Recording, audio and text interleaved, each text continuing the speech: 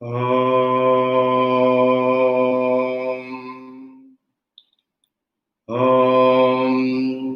सहना भवतु सहनौ भुनक्तु सह वीर्यं करवावहै तेजस्विनावधीतमस्तु मा विद्विषावहै। ॐ शान्ति शान्ति शान्ति।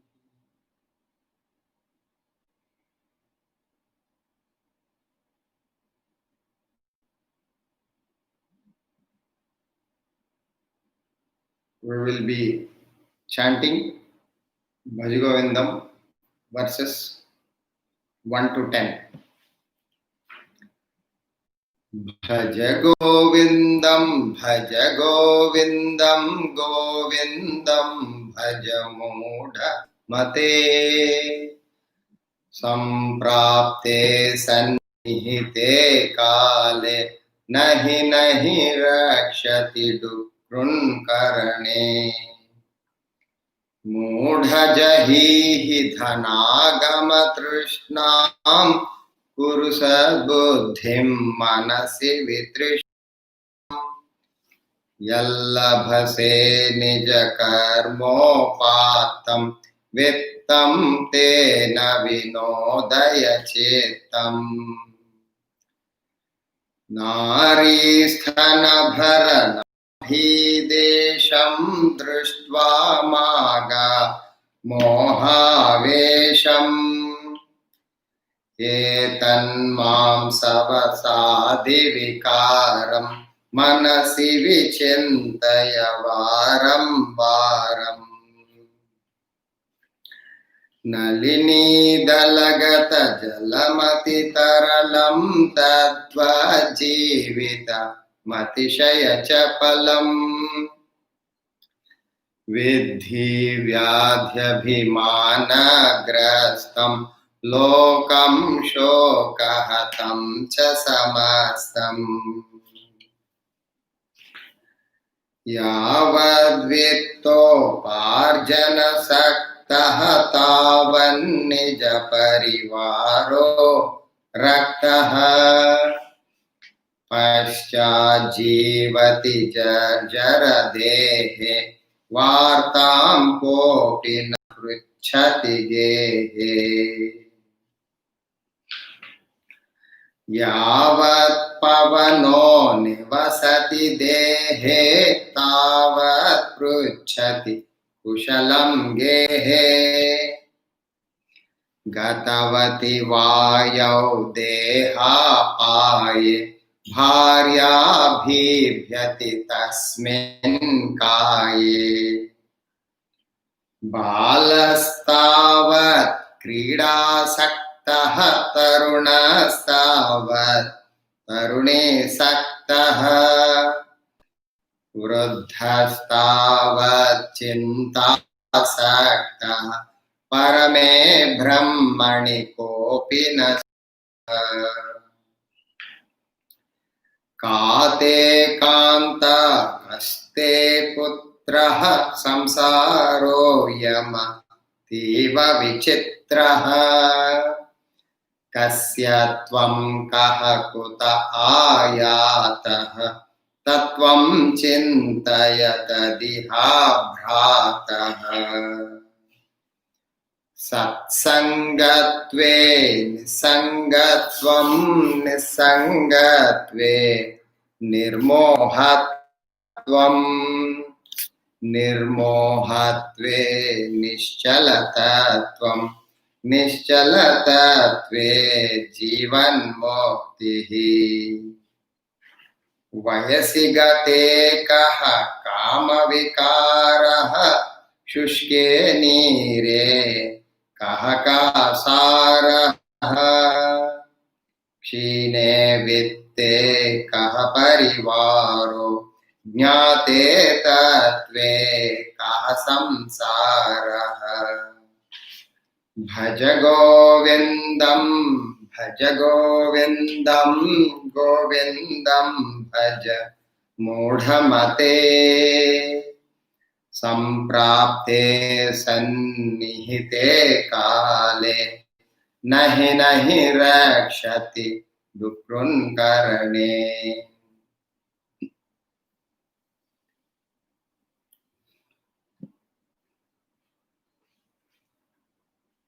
So we have been studying chapter 6 in Vedanta Treatise, and we came to the topic facets of emotion and what is the human mind is made up of.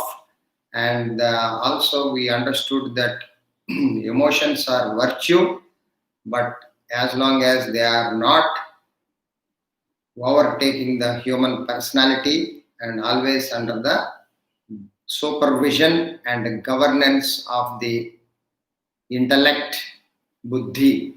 When intellect controls the emotion is virtuous. The moment emotion takes over and the intellect loses control over the emotion, you become emotional, and emotional will lead to destruction, and it could lead to detrimental as well as fatal. So in that we have studied the portion of emotion, one of the greatest emotion human being supposed to learn and practice, which is not known at all, is the emotion of love. Everybody all over the world, they speak about love, but what the world understands is love as attachment. Attachment is, they call it as love, but attachment is actually a perversion of love. Attachment is opposite to love. That's what we covered, and there was small disturbance in the previous class, so we will cover the whatever left out portion. So when the attachment is deadly, love is divine. So when you are attached to an object or being, you suffer the sorrows thereof.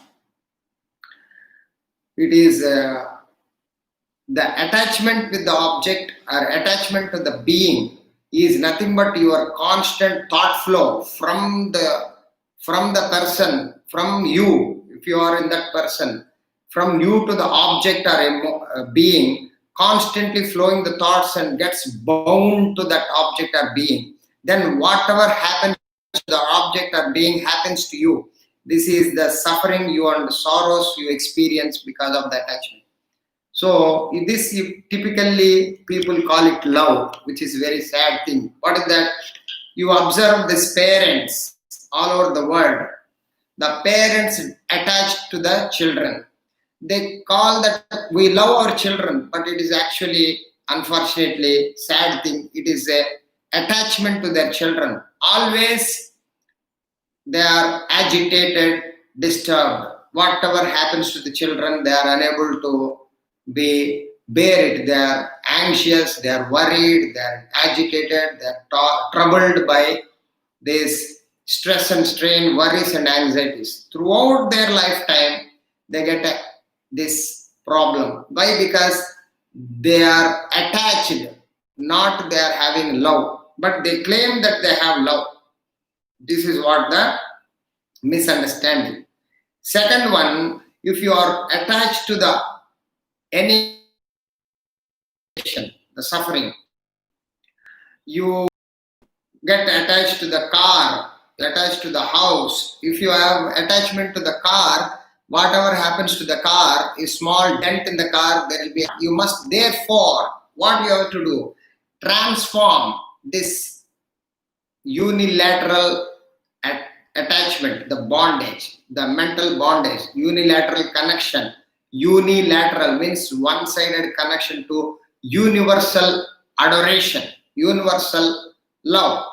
So that is the effort one has to put. Develop a unison with the world. You should feel oneness with the world. That is love, not attachment. Which is when you connect, when you feel unison with world, nothing but you are unison with the God himself. So unison with God is not separate from unison with the world. So a true spiritual master has attained that Catholicity. So you gain that universal love only when you are spiritually developed. All great masters, spiritually developed masters, they enjoy that universal love.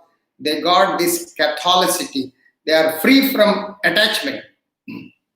You see the life of Lord Krishna. All the time he is enjoying the whole world, lived with the whole world and people and loved everyone, but no specific personal preferential attachment to anybody.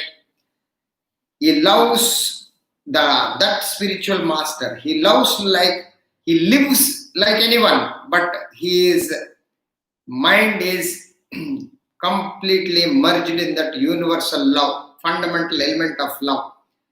His mind is not confined to his individual unit only.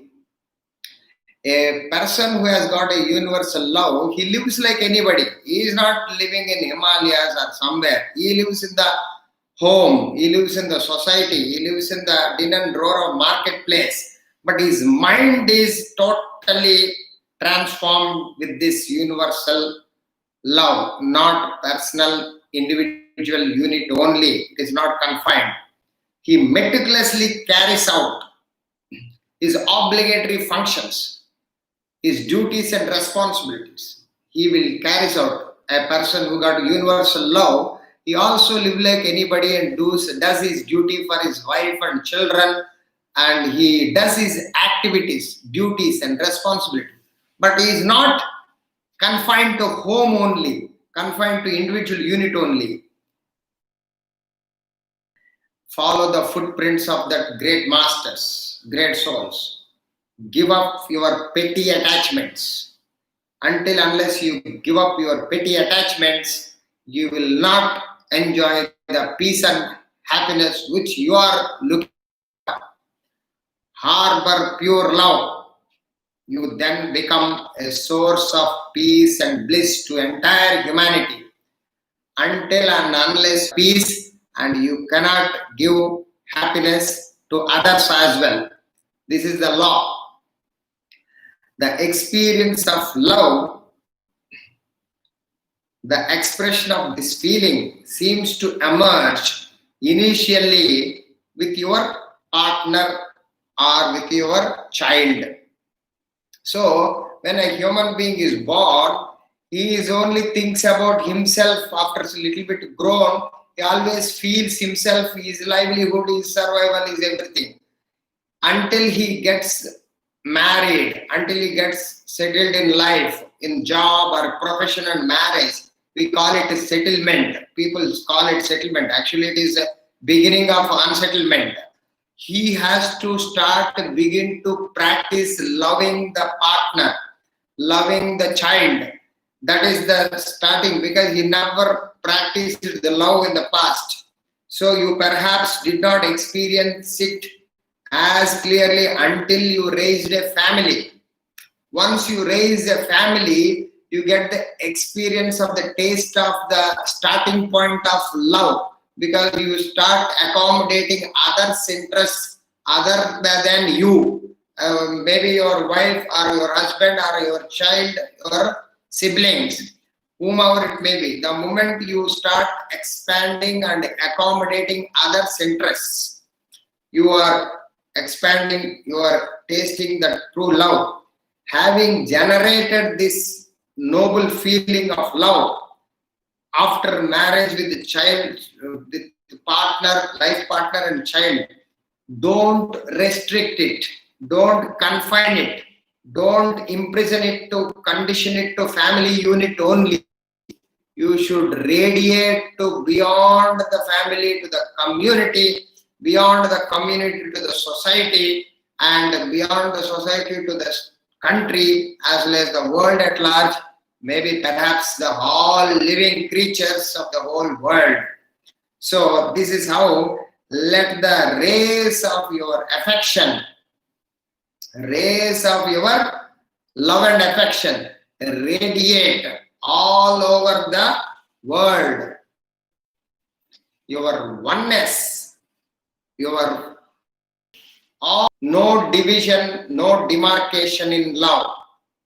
How you love your own body parts, how you treat your eyes, how you treat your ears, how you treat your hands, how you treat your toes, your legs. You feel you are the one with the body. Anything happens to any part of the body, you look after it, you take care of it, you preserve it, you nourish it. You feel one with it. The same love will be expanded to the whole universe. This is to all beings. Your love pervades the flora and the fauna, the plant kingdom, the animal kingdom, the entire birds in the sky, fishes in the ocean, and the animals on the ground, and insects and reptiles, every being, including this, the virus. You don't hate it. You may have to do the duty of protecting humanity as if you are a doctor, but take care of the health, but you don't have hatred to any being. This is the greatness of this pure love. Every being you love. Your love pervades the flora and fauna. Your love pervades the hills and valleys. Even hills and valleys you love. And fill up the entire universe with the pure love. So, therefore, the home should be the center. Your home should be the center, but not the boundary of your affection. It should not be confined to the walls of the love, should not be confined to the family unit only. It should break the walls of the family and radiate to the whole universe, whole world. The home should be the center, but not the boundary of your affection. So this is the greatest quotation. Home should be the center, but not the boundary of your affection. So that must be clearly understood. So if you're not attached and you start loving, then you will be enjoying the great peace and happiness, as well as you will be able to radiate your affection to all other creatures, and you do your obligatory duties to the perfection. At the same time, you will be doing good to the whole humanity. Good actions will come out of only pure love, heart full of pure love only. Unless you develop love, there is no good actions can come out of you. So you find out from history all over the world, any great master, he first developed the true love, then only his actions turned out to be benefit to the entire humanity. The person who has got a selfishness, a person who has got a hatred, he develops hatred, develops negative activities.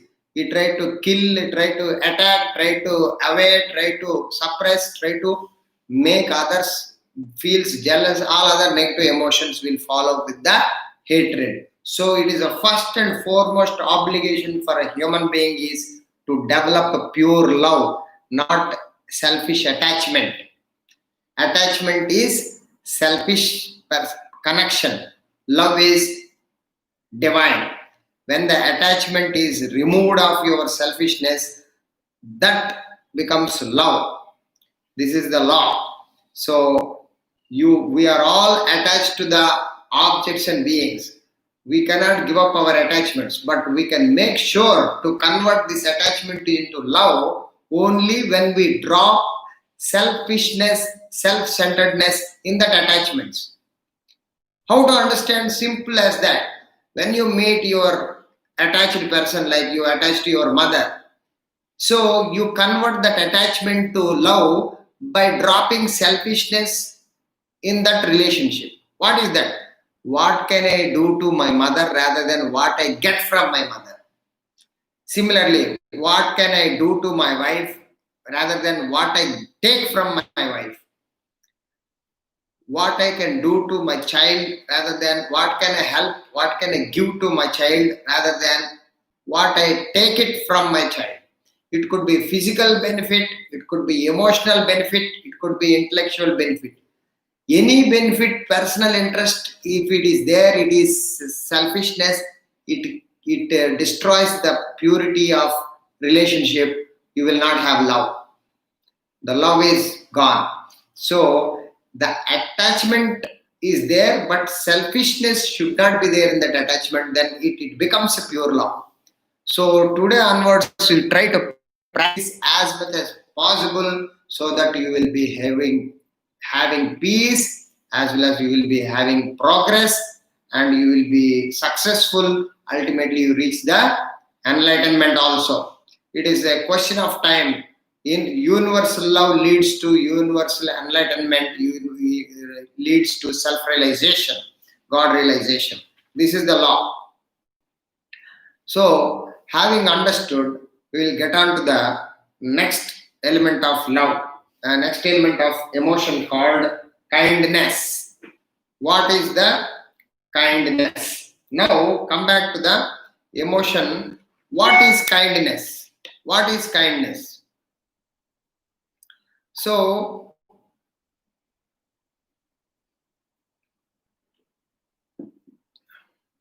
kindness is another great emotion. Kindness is a feeling of tenderness, a feeling of tenderness, a feeling of gentleness, an emotion or a feeling felt by the mind which is of the quality and texture which is tender, which is gentle, is called kindness. A compassionate, benevolent attitude, a compassionate, a benevolent attitude of the mind. When the mind is having compassion and benevolent nature, that kind of emotion is called kindness. Many people, if you ask, what is kindness? Sir, kindness means kindness. You should be kind. That's it. You should understand. Nothing is there. You should develop kindness. What is kindness? What is the definition of kindness? We are not talking about just knowledge and scholarship or making a theoretical. First, you should be able to clearly define, clearly understand. Then you will be able to gradually practice it. When you don't have a proper theoretical understanding and you don't understand properly, how can you practice it? So here, the great opportunity to learn the definition, the understanding. As a result, you will be able to practice as well. This is the great opportunity of the emotion study, which is very, very deep and cryptic knowledge. It is easy to study external objects. It is easy to study physical body. Doctors will study. But the more deeper you go into the spirituality, more deeper into the personality, the more go into yourself, far deeper, far subtler, far tough it will become to study and understand and explain also. So, how much you love, how much you are kind hearted, this much. You can't explain how much you love your parents, how much you love your God, how much you love your Guru. The words will not be sufficient to communicate. So, you need to carefully study and understand this knowledge properly. So, a compassionate attitude of the mind is kindness, a feeling of tenderness, a feeling of gentleness, a gentle softness, tenderness is called kindness. This is the definition. A compassionate, benevolent attitude of the mind. So, it is a noble emotion. A greatest emotion is kindness, being kind-hearted. A noble emotion that renders a human species supreme. Only a human being can develop this emotion called kindness because of the greatest quality. No other creature has this quality called kindness. Human being alone can develop, can understand, and human being becomes supreme because of this quality of kind-heartedness. Hardly any human being understands today.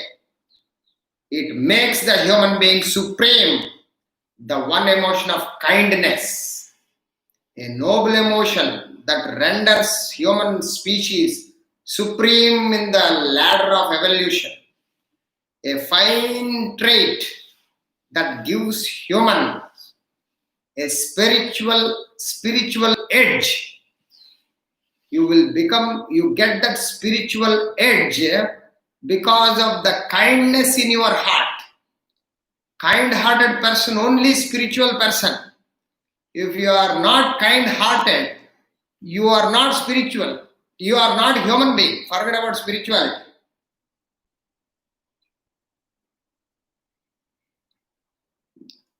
A fine trait that gives the human beings the spiritual edge. A kindness is like a, what is kindness? To understand, it is like a fragrance. It is like a fragrance in a rose. Imagine there is a rose flower and the rose is there, but there is no fragrance. There is no smell. There is no odor. What is the use of the flower? The flower is total waste. You have seen the people decoration plastic flowers. They keep plastic flowers only for looks, but they don't have that feeling of real flower and the plastic flower. The real flower will give you beautiful that fragrance. You enjoy that fragrance. You feel divine. You feel in ecstasy with just a fragrance of the flower. If you remove the flower, just an empty shell. It's just a plastic, flower. There is no power in it. Similarly, a person, a human being without kindness is like a rose without fragrance. This is what you must understand. What is the kindness importance? The kindness is like a fragrance in the rose, an essential feature of any person who is religious. If you claim to be religious, the first fundamental quality you must possess is kindness. An essential feature, an important aspect of your personality is that development of kindness in your heart. A religious practice without kindness, any religious or spiritual practices without kindness of heart is a mockery, is a bluffing, is false. No spirituality at all, zero. It is a mockery. It is no real spiritual development at all. And yet, the much talked of religions, stalwarts, the many people of religious stalwarts seem to ignore, much less possess the essence of spirituality. The essence of spirituality is not known at all. The essence of religious spiritual person's nature is kindness. You catch hold of this one quality, you got the spirituality, you got the enlightenment. Also is a question of time. This is the power of kindness. yet hardly anybody aware of it, no anybody learns it, anybody practices to develop their kindness in their heart. They ignore it. Without kindness, there can be no spiritual growth, no spiritual development. Ella Wheeler Wilcox, there is a great master, a poet philosopher called Ella Wheeler Wilcox, presents this idea succinctly, beautifully, nicely. What is that? The idea is there are so many gods, there are so many gods, there are so many creeds, so many paths that wind and wind, while the art of being kind, just the art of being kind, is all that the sad world needs. Remember carefully.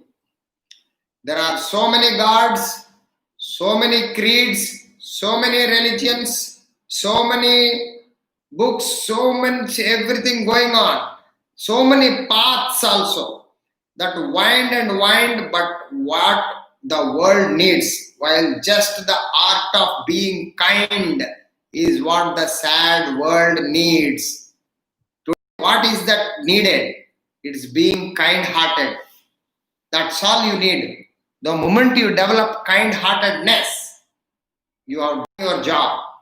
In a society, in a family, in a company, in an organization, in a state, city or country, if you have a handful of kind-hearted people, the entire complexion, entire services, entire happiness and peace of that community, that society, that organization is different, totally peaceful and happy. What is that problem? Hardly anybody you can find this quality of kind-heartedness in this world today. That's what the great master is telling here. There are so many gods, so many creeds, so many paths that wind and wind, while just the art of being kind is all the sad world needs. What is that world needs?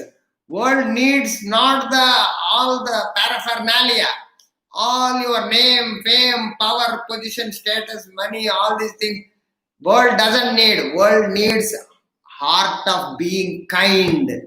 This is what the people must understand. That's it.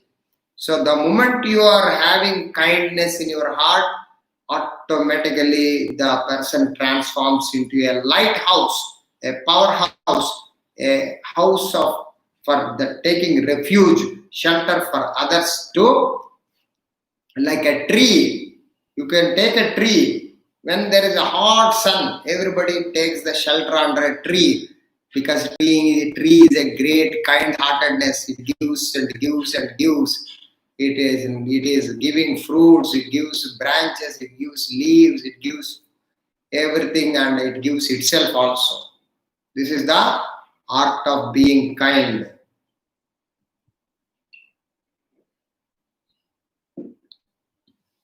So now the problem is the concept of kindness has been gravely misunderstood. Today, the kindness is totally distorted. Everything, human beings are masterpieces of misunderstanding and misunderstanding. Gravely misunderstood, especially in India. The kindness is totally misunderstood and misapplied, especially in India. What is that? We are going to study and understand. They blunder in following this spiritual doctrine of kindness as ahimsa. There is a spiritual practice known as ahimsa. Ahimsa is called non-injury. Ahimsa is non-injury. And refused to, the moment they took it ahimsa, they took it literally, they refused to inflict any form of injury to any object or being, they refuse to inflict any form of injury. They literally took it up. What? Ahimsa. Ahimsa paramo dharmaha. They stopped doing any injury to anybody. Literally. This is a total misunderstanding. They are more concerned about their act of kindness rather than the thought of kindness. You must clearly understand. What is that? Action of kindness is different from thought of kindness. Kindness is your thought, your mental quality, mental ability, mental capacity to be kind-hearted. It is nothing to do with the action. But people took it wrongly as act of kindness rather than thought of kindness. They stopped doing any kind of injury to any being, and literally they are in trouble. Carefully understand. There is a very, very deep understanding needed here. They are more concerned about their act of kindness rather than thought of kindness. Shakespeare points out this human weakness. This is a weakness. What is the weakness? Instead of thought of kindness you should maintain, you clubbed into action, act of kindness. So in the play Hamlet, when he advises, there is a Shakespeare play Hamlet where he advises that a human being needs to be sometimes cruel only to be kind. There is a great statement by Shakespeare. He says, I am sometimes cruel only to be kind. So what does it mean? We try to understand. The Hindus, in the past, the Hindus followed this ahimsa doctrine blindly. They made a blunder in understanding thought of kindness to be action of kindness. They stopped attacking anything and they are in deep trouble. What is that? They have abstained from injuring anybody irrespective of the consequences accruing therefrom. So, even if that led to their own destruction, if somebody is trying to attack you, you should be kind-hearted, you stopped opposing or stopped retaliating, stopped defending, stopped controlling physically, because you should be kind-hearted. You should be kind. You put it into action and that fellow kills you. This is a passive subservience and true understanding. It is a misunderstanding and misapplication. So the spiritual masters, when they talk about kindness, they talk about the thought of kindness. You must have the idea of kindness. Keep the kindness in your mind.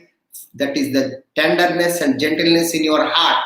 But when it comes to your obligatory duty to give injury to others, when it is trying to destroy, just like a soldier functioning at the border of the country who is protecting the country, when opposed enemy, when the enemy comes, attacks to the soldier, he must kill.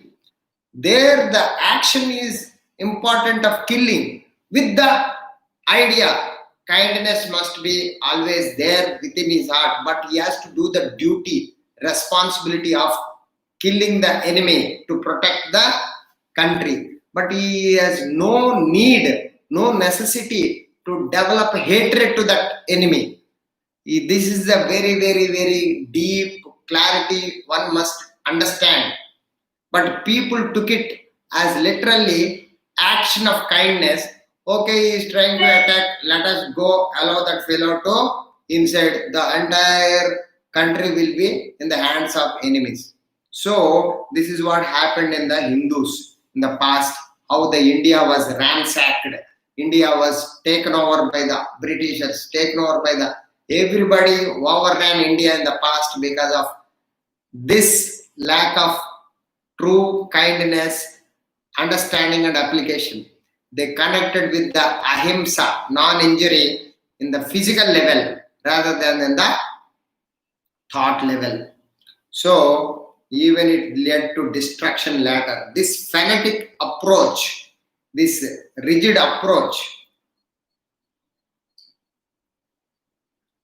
fanatic approach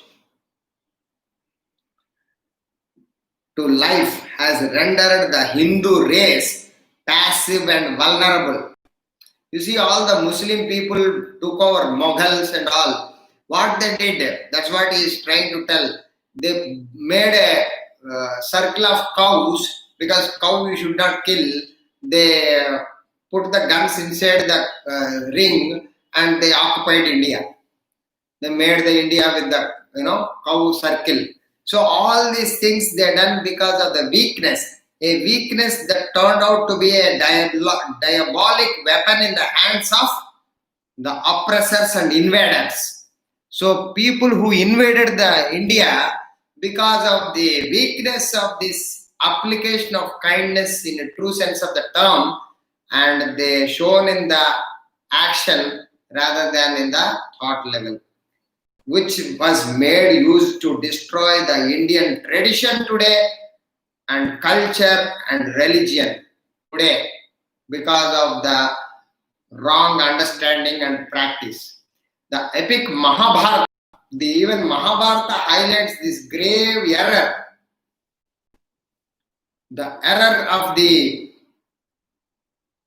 kindness, of which offers corrective measures. What is that? Wherein the great hero, who is the great hero? Arjuna.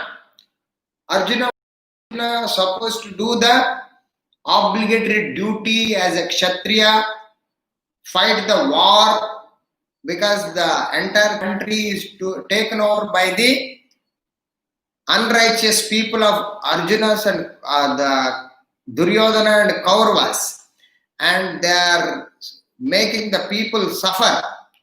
So he has got a righteous duty to help the human beings, help the people around, and take the unrighteousness out and put the righteous back into the country.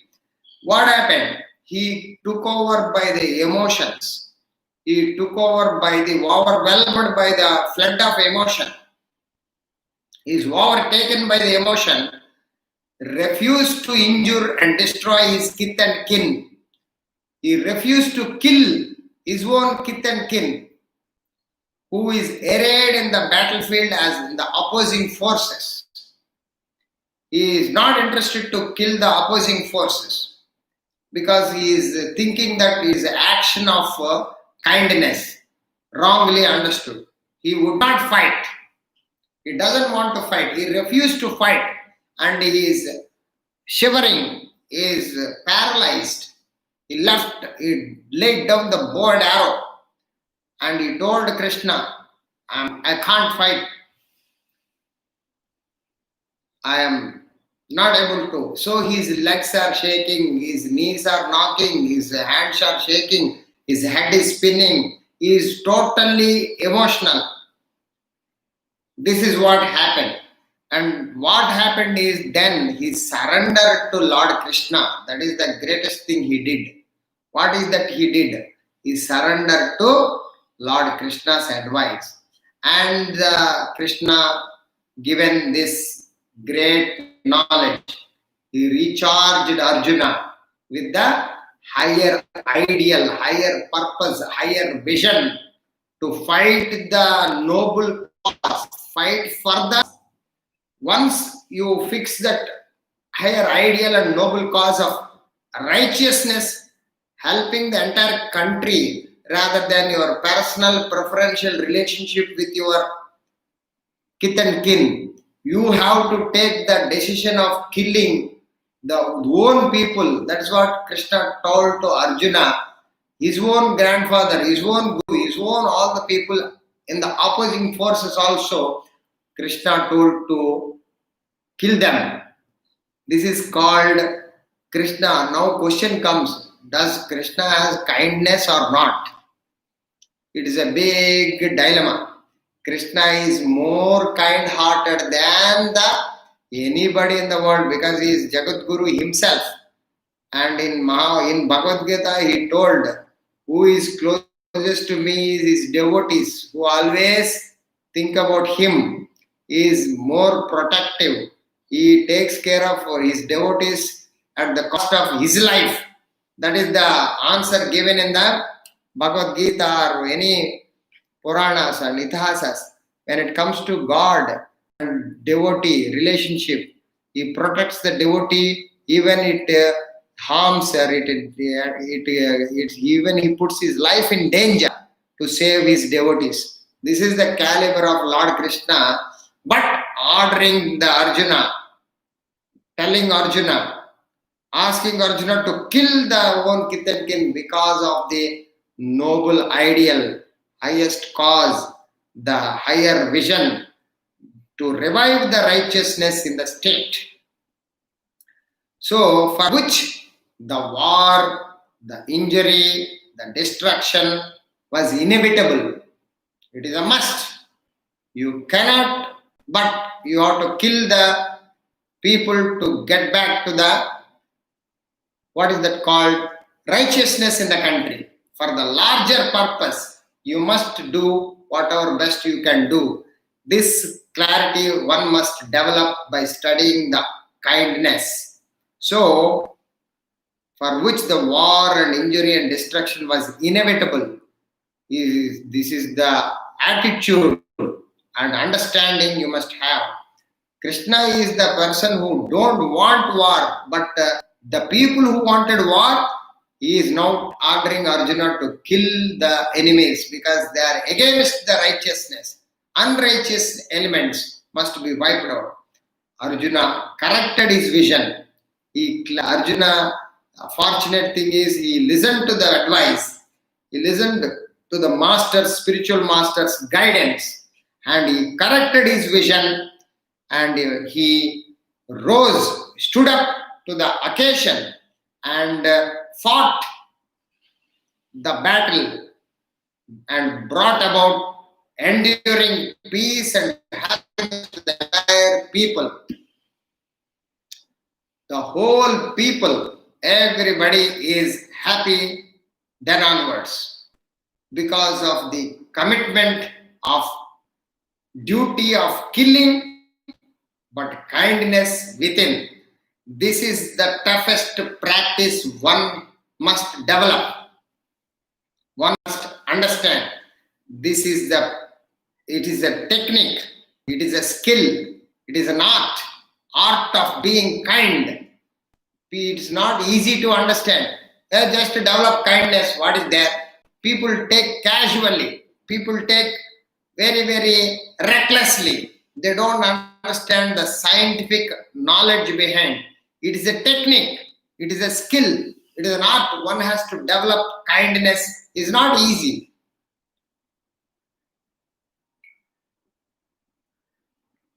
So, the greatest emotions, what we covered, one is love, another one is kindness. Gradually, we have to understand these two emotions, study them thoroughly, understand them, and it's their practical application, practical case studies, and then try to implement in our own lives so that you will be able to have this pure love and kind-heartedness. There is a thin line between love and kindness. People mix up everything and without having this clarity. So, what is love? What is kindness? That's what so far we covered.